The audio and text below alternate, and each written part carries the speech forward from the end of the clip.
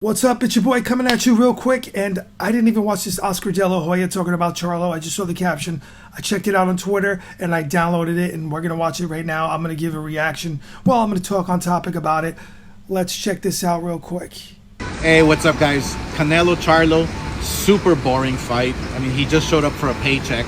Canelo, obviously, like I said, on quicksand, throwing bombs. He won easy. But anyway, look. Wait, let me just stop right there. I just want to say Oscar De La Hoya is now a businessman. He's a promoter. So right away, he's thinking about money, and he's saying it's super boring. Does he even promote Canelo at this point? No. He's going to say otherwise if he was promoting a fight, probably. Oscar De La Hoya, I get what he's saying, and I get some people may have been bored with this fight. Because, listen, he got so beat up, he got outclassed because of the skills. I highly doubt Charlo was in there. Like I said in my previous video, I said he would, he came to fight. He's not like a lower tier fighter. He's gonna come in there and try to make history and try to get his. There's no way. He felt that power. Canelo's skill put it on mute. He put all that on mute. Let's continue. If we want boxing to survive, if we want boxing to thrive, we need super fights, like all the time. Fighters must fight each other. We have to. Fighters must fight each other. Yo, but for real, Oscar's talking that, but yet he was running away from Trinidad. Remember that one? That's one of the ones, back in the day I predicted, right? I remember going on to chat rooms, people were dissing me. You don't know what you're talking about. You know nothing about boxing. You're a kid, blah, blah, blah. No, I predicted Trinidad would beat him. And, I think Oscar kind of blew it, I'm not, in retrospect. He just ran in those last rounds thinking he was going to get the gift decision or whatever. But let's continue. By the way, love Oscar. Big fan. Come together. Promoters, Eddie Hearn, Al Heyman, Bob Arum, whoever's out there. Let's come together. I'm calling you out. Let's come together. Let's meet the power of the minds and come up with something, because boxing can die. Let me pause it right there. Oscar's calling people out. Yeah, listen, boxing is already, the death rattles have been shaken many times. It's a very corrupt sport, from the judging, from the way it's handled, from the way it's promoted. It's not regulated. And, these guys are making tons of cash, hand over fist. And they're going to talk about it until they're blue in the face. Like, well, Oscar's saying, I get it. And he wanted to do with Hopkins when he formed, Golden Boy Promotions. They wanted to say, hey, let's not be like Don King, and let's not be Bob Arums of the world.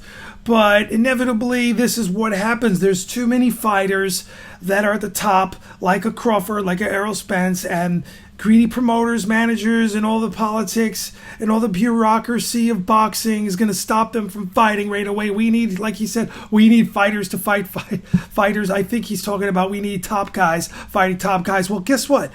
Charlo Canelo going into that fight was a really exciting fight, and wow, I didn't buy it, but you should buy a type of fight, in my opinion, because Charlo is no pushover. Charlo is a really good, if you want, great is thrown around so much nowadays, champion, but when I always think great, for me, great is like super fighters, like Floyd, like a Crawford. But anyway, that's another story. But I think that I think Charlo definitely did not quit, and he wasn't in there just to collect a paycheck. I think this man, he's competitive. He's a big athlete. He's the big time, and I think he wanted to win for sure. And when he was neutralized with that offense coming at him constantly, and he had to be on his back heel, Canelo was just putting that pressure on constantly. Like I said before the fight, what would happen? And that's what you get. Let's continue. I'm calling you all out. Let's do this. And plus, don't miss Zurdo Ramirez and Smith live on the Zone this Saturday honestly, at the Cosmos. I'm not going to lie. I don't even know who the heck he's talking about. I'm at the point where there's so many fights going on. I'll recognize dudes. I used to be in tune with every fighter. It was HBO, Showtime, ESPN. Once in a while, you'd get a network fight. But when I was a kid, that's when I discovered boxing, right? My dad's watching everything. Oh, wow, look, ABC has a fight on. And then it was HBO. But, I don't even know. I don't even know who these people are. I got to go Google and do research and deep dives on certain fighters unless they're at the top. It's crazy. I never thought that day would happen because the Zone got their fighters and Top Rank has theirs. PBC has theirs. It's crazy. It's like all over the place. You know, ESPN has these up and coming fighters. I mean, who has the time in their busy life like me? I don't do this professionally, talk about boxing.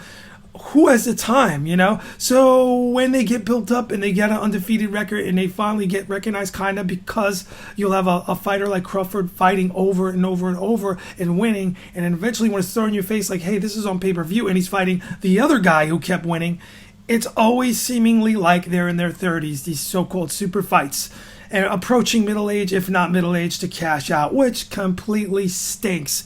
Great way to ruin boxing. It's been happening for years. It's not, from where I'm sitting, it's not going to get better. And now you even have now at the point where like Fury will be holding a championship, and then he'll be fighting a fun fight like what's coming up in exhibition while he's the champ. And then you have people paying more money for Jake Paul fights. These kids, you hear my cat in the background. Give me a minute, and then and then you'll have these Jake Paul fights, and people are making more money buying those. So why even have like professional pay-per-view fights? Everything's going to be an app and on pay-per-view. I mean, at some point, you kind of got to give these fights away on YouTube, streaming, so they get brand recognition. You build them that way. That's just my advice. Like, hey, I know no one's going to make that much money, but they should do deals like that. Hey, I got an undefeated, exciting prospect. Let's get him on YouTube. Let's have him do a couple free fights there for the whole year or two. Build them up on YouTube and others, you know, Twitter, whatever, X now. You know, stuff like this. It's just an idea. Promoters really got to get together and get around that. That is like a quagmire. That's weird. Anyway, going back to the Charlo fight, like what De La Hoya is saying here, before I sum this up, I'm going to try to play this video right now. It's the highlights of the fight. Maybe if I lighten it up, I won't get a copyright complaint. Let me tell you, this is fair use. This is, I'm not making a dime on this video at all. I'm not promoted by anybody. And yeah, anyway, you can see right here what's happening. If the fight is not playing on your screen, that means I had to take it down because I got a content block across the world. That means this whole video of me talking about De La Hoya is wasted. So what I'll do is I'll put something else playing. Because from my experience, if you're just looking at me, I mean, it's been done, but a lot of new people find this channel. They just don't want to hear my voice or see me talking about boxing. They'd rather watch something more engaging to keep them here on screen. So what I'm watching here, if it is playing, is Canelo outclassing Charlo. How I saw one headline, how did a great fighter, how did Canelo outclass just such a great fighter? Again, Canelo's a really good fighter. If you want to call him great, okay, but like I always said, Floyd Mayweather would beat him and it would look like a sparring session. What happened, because that did happen before, I said it before they fought, is because I knew Canelo wasn't that type of fighter. That being said, he's really good. I got to give him his props because otherwise I look like a hater. But I'm just giving my opinion. He's really good when matched right. He's really big. He fights smaller guys a lot. He goes up, he fights the one dude who's bigger, and he gets beat. He fought Mayweather. Mayweather's on another level. Elite, superhero fighter. Superhero, meaning there's only a few fighters in a generation that are like a Crawford or like a Floyd Mayweather. Yes, I know some people disagree, whether you like him or hate him. And Floyd Mayweather's a good dude, by the way. Floyd Mayweather, I don't like all his antics outside the ring. It's his business of what he's done in the past. But I remember he was in there for the dude. What's that? The dude's from Europe, but he had signed him on Mayweather Promotions. The name escapes me. He had a big cut on his face. What's his name? Damn it, I can't recall his name. You know who I'm talking about. But Floyd Mayweather signed him, was in the ring with him, and I think when he won his first title, Floyd Mayweather actually teared up and was crying in the ring celebrating with him. Floyd's a good dude. When I saw that, I was like, all right, this dude has like, you know, he has a lot of feelings. You know, it was really an emotional moment for him to see his fighter that he signed for that to happen. What's that guy's name? The Reaper. Jack the Ripper. You know what I'm talking about. His name escapes me right now. I have no notes in front of me. Anyway, so Charlo couldn't do anything. Canelo marched forward, put the pressure on. Crazy offensive. He's a great counterpuncher. He switched it up, flipped it up, and he gave Charlo all types of problems. So Charlo's like trying his best, and he's like, damn, I'm not going to get knocked out. He got knocked down. He got hurt. He felt the power. Everything he did was neutralized by Canelo's skill. Canelo is just a way better fighter, that night at that level. So what do you expect? I can't just discredit him by saying, oh yeah, he was just in there for a payday. He was trying, and the dude got knocked down, and he got shook. He got hurt bad. Anyway, with that being said, I'm going to be out of here. Great to see De La Hoya. I watched the documentary on HBO Max. I watched it on Max. It was really good. He put it all out there. He laid it all out there. De La Hoya, like many of us, he who has no sin cast the first stone, or whatever.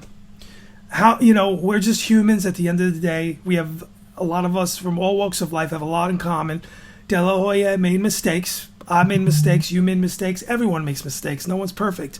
So he's trying to get it together, and he just, it's really good. It was really revealing. You got to really know De La Hoya, because he was a marketed golden boy, smiling all the time. Hey. And you see the smile drop when he jumps in a car. One of the clips in the documentary, as soon as that door closed, you can see go. He went, "Look good. The camera's off me. It's over. I could be myself."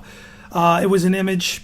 He made tons of money. The good news is, from what I know, it looks like he kept his money, whereas a lot of athletes would spend their wealth. De La Hoya, really young, coming into obscene amounts of money, just absurd amounts of money that nobody's used to having. Most people will never ever see. It's like winning the lotto, and you see a lot of these lotto winners, they win money. You can Google it. I saw a documentary, some woman, she won over $100 million plus dollars. This is not even a professional athlete, and she had a Bentley pull up. She was buying art, paintings, all this. I saw a documentary on her. Like 4 years later, I saw an update documentary on her, and I keep trying to find it on YouTube. I cannot find it because I don't remember her name. I don't remember what it was called, but I saw the update documentary, and she was filing from bankruptcy. She was producing films. She was buying exquisite, expensive art. Like, this is $200,000, $300,000. She blew through $100 and something million in only a few years. What? You could have just stuck that in a high interest savings yield, or an ETF, or a bank, 4.9 interest rate, or whatever. They're out there, and you could just live off the interest.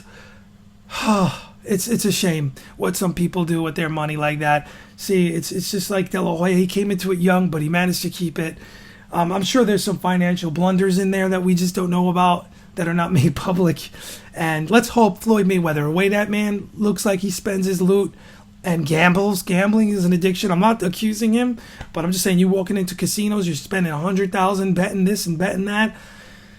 Oh, eventually that will catch up with you. But like with the new media situation, with his following, like the watches he promotes, they won't say he promotes them, showing off.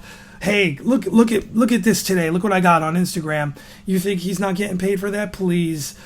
I'm just saying, allegedly. I'm just saying, if he's showing off a $100,000 or whatever plus $1 million watch with diamonds in it, and it has it in a box and everything, says, "Look what I got. Here's where I got it." Most likely that's a paid sponsorship, baby. You should know that. Anyway, let's hope these athletes keep it together. I don't want to see anyone losing their money like that. Hopefully De La Hoya continues to have a great life. It looks like he's working on himself, and I like to see that. It was really, really great documentary. It looked like, I learned a lot about him. I got to kind of know him through the documentary. A lot of stuff I didn't know before. Anyway, I'm out. Till the next one.